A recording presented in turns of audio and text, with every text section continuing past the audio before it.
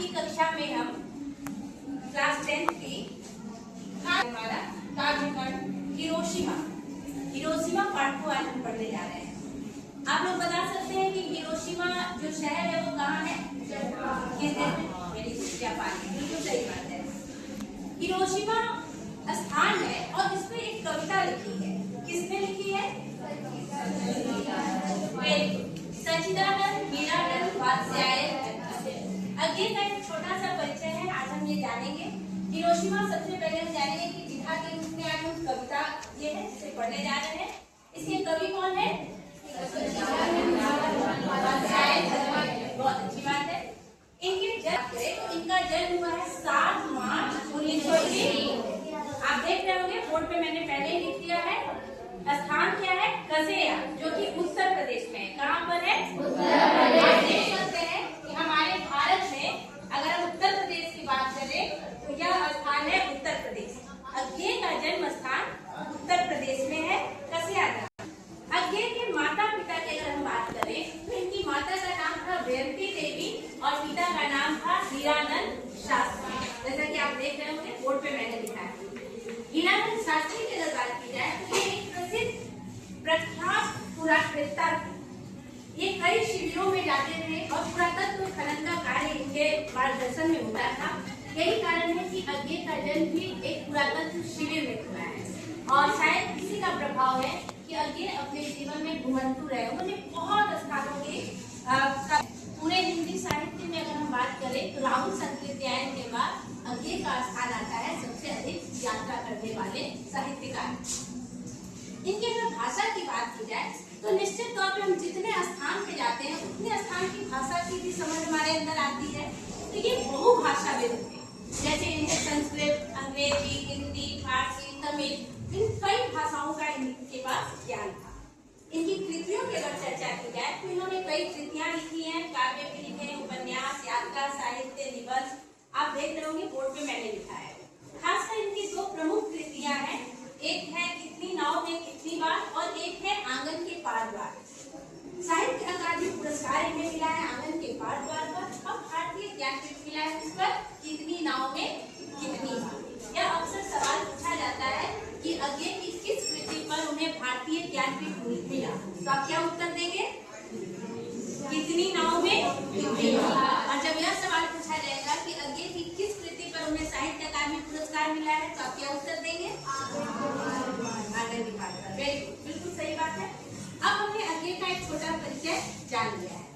आइए अब हम अज्ञे की लिखित कविता हिरोशिमा, कौन सी कविता है? हिरोशिमा हम पढ़ने जा रहे हैं। हिरोशिमा कविता लिखने के पहले इन्होंने एक निबंध लिखा था, मैं क्यों लिखता हूँ। क्या था निबंध? मैं क्यों लिखता हूँ। ऐसा माना जाता है, एक छोटी सी घटनाक्रम है कविता के पीछे, कि अज्ञे एक यात्रा पर थे जापान में और अचानक उन्हें एक पत्थर पर एक आकृति दिखाई देती है, ऐसी आकृति जो हल्की जली हुई। आप देख सकते हैं ये मैंने PLM के रूप में उस आकृति को बनाया है। आप देख रहे हैं एक पत्थर है और पत्थर पे किसकी आकृति लग रही है? किसी एक व्यक्ति की। बहुत अच्छा।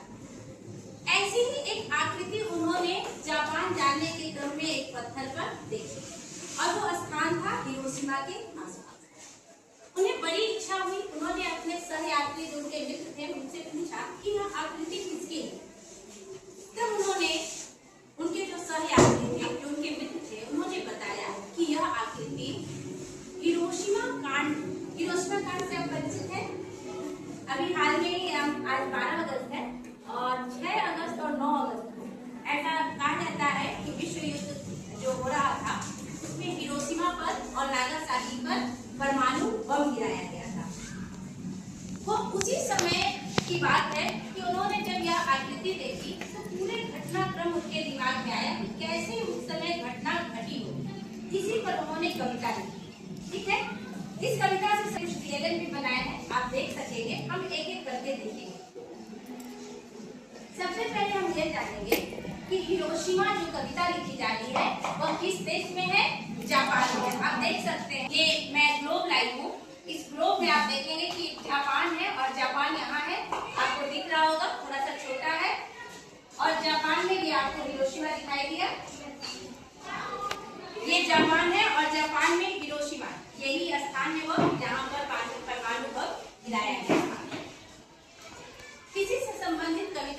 में आगे लिखते हैं, एक दिन सहसा सूरज निकला, अरे क्षितिज पर नहीं, नगर के चौक पर। धूप बरसी पर अंतरिक्ष से नहीं, हटी मिट्टी से। सूरज कहाँ से निकलता है? सूरज निकलता कहाँ है? प्रतिदिन सूरज आप कहाँ से निकलते देखते हैं? आकाश से। लेकिन जब अगली कविता लिखते हैं तो कहते हैं कि आज जो सूरज निकला वो आकाश से नहीं निकला, बल्कि कटी हुई मिट्टी से, जमीन से निकला। कहने का अर्थ है कि सूरज एक तपता हुआ गोला है जो आकाश से हमें सबसे निकलता दिखता है, लेकिन यह जो सूरज था वो प्रकृति निर्मित नहीं था, बल्कि मानव निर्मित था।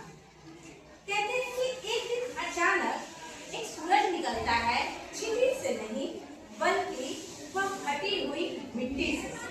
और कहाँ निकलता है? नगर के चौक पर। वह एक दृश्य दिखाते हैं कि नगर का एक चौक है जहाँ आए दिन जब हम सामान्य दिनों में जैसे कोई खरीदारी कर रहा है, अपना सामान्य दैनिक जीवन जो यापन होता है वह जीवन यापन कर रहा था। ठीक है, दैनिक जीवन की हलचल यहाँ दिखती है, लेकिन अचानक क्या होता है कि एक सूरज निकलता है जो आसमान से नहीं निकलता बल्कि फटी हुई मिट्टी से निकलता है। आप यहाँ देख रहे होंगे कि अचानक कुछ सब कुछ बिखरा हुआ सा दिख रहा है। कहते हैं कि जैसे ही जब सूरज निकलता है तो सूरज जब निकलता है तो सारे ओर उजाला छा जाता है, हम दैनिक जीवन में हलचल बच जाता है, मगर इस सूरज के निकलने से चारों ओर अंधेरा छा जाता है और कोई हलचल नहीं होती। एक बड़ी सी ध्वनि निकलती है और उसके बाद एकदम सन्नाटा, एकदम शांत। क्यों? क्योंकि दरअसल वह प्रकृति वाला सूरज नहीं था बल्कि मानव निर्मित परमाणु बम था, जिसे अज्ञे ने सूरज कहा है। आप देख रहे हैं कि वह सूरज निकलने के पश्चात वह पूरा दृश्य उजाला में न होकर अंधकार में हो जाता है और जहाँ तहाँ केवल छायाएं दिख रही हैं, वाष्प की तरह। आप देख रहे होंगे, कहते हैं छायाएं किसकी है? मानव जन की। वहाँ जो दैनिक जीवन यापन कर रहे थे मानव, उनकी अब केवल छाया मात्र रह गई है। सब ओर जो सूरज है वह पूरब दिशा से नहीं होगा, सहसा अचानक बीचों बीच नगर के, जबकि सूरज आसमान में उठता है, लेकिन यह जो सूरज था नगर के बीच निकला। यह सूरज दरअसल प्रकाशमान सूरज नहीं था, काल सूर्य था। कौन सा सूर्य था? काल सूर्य। इसने मृत्यु लाया और पूरे स्थान पर सन्नाटा छा गया। कहते हैं इसके रथ के पहिए, हम पढ़ते हैं कि सूरज के 7 घोड़े होते हैं, उनके रथ होते हैं, लेकिन ये कहते हैं कि यह सूरज ऐसा था जिसके रथ के पहिए जहाँ जहाँ तक गए, यानी जहाँ जहाँ तक परमाणु बम का असर जा सकता था, उन सभी के जीवन को इसने मृत्यु का रूप दे दिया, काल का रूप दे दिया। कहते हैं कि बिखर गए दशों दिशाओं में, दशों जो थे वह परमाणु बम जो सूरज के तरह दिख रहा था वह चारों ओर फैल गया। देखते देखते सारे मनुष्य वाष्प के रूप में ही उड़ गए। कहते हैं कुछ क्षण का वह उदय, कुछ क्षण के लिए उदय हुआ सूरज और फिर तुरंत वह अस्त हो गया। केवल एक प्रज्वलित क्षण की दृश्य सोख लेने वाली दोपहर। ऐसा लगा एक ऐसा दोपहर जिसने पूरी चीजों को सोख लिया। छायाएं मानव जन की, पूरे मानव जन की छायाएं हैं जो मिट्टी नहीं लंबी होकर। सूरज जैसे जैसे कम होता है वैसे वैसे छायाएं धीरे धीरे समाप्त हो जाती है, लेकिन ये छायाएं आज भी वहाँ दिख रही है। कहते हैं ऐसा लगता है कि सारे मानव भी भाप बन गए। क्या बन गए? भाप। झुलसे हुए पत्थरों पर उजड़ी सड़कों की गज पर। यही कारण है कि मैंने ये बनाया था कि आप यहाँ देख रहे होंगे पत्थरों पर निशान पड़ गए। जो मछलियाँ तालाब में उतर रहा था वैसे ही वे छाया की तरह उड़ गए, वाष्प की तरह केवल उनकी छायाएं रह गई और मनुष्य समाप्त हो गया। कहते हैं यह सूरज प्रकृति का नहीं था, मानव का रचा हुआ सूरज। किसका रचा हुआ सूरज? मानव का। मानव का रचा सूरज मानव को भाप बनाकर सोख दिया। यानी कि वह सूरज जो प्रकृति है वह हमें ऊर्जा भी देती है और हमारे जीवन को चलाती है। लेकिन मानव ने अपना एक सूरज बनाया और इस मानव के सर्वनाश का कारण भी वही सूरज बन गया। कहते हैं पत्थर पर लिखी हुई यह जली हुई छाया मानव की साखी है। आज पत्थरों पर जहाँ जहाँ भी उन मानवों की छायाएं लगी हुई है, तस्वीर है, जैसे वो जले हुए वैसी आकृतियां बनी है, दरअसल ये मानव की साक्षी है कि मानव ने जो सर्वनाश का बीज स्वयं बनाया था, स्वयं बोया था, आज मानव सर्वनाश का कारण भी वही स्वयं बना है। इस प्रकार हिरोशिमा कविता अज्ञे के मन में चलती रहती है कि क्या वह दृश्य रहा होगा, कैसे एक चहल पहल बसी बसाई बस्ती में अचानक मानव निर्मित परमाणु बम गिरा, जिसे उन्होंने सूरज कहा, और उसी तरह से वह जीवन को उसने बर्बाद कर दिया। उसने जीवन को ऊर्जा नहीं दी बल्कि उसने जीवन को ही समाप्त कर दिया।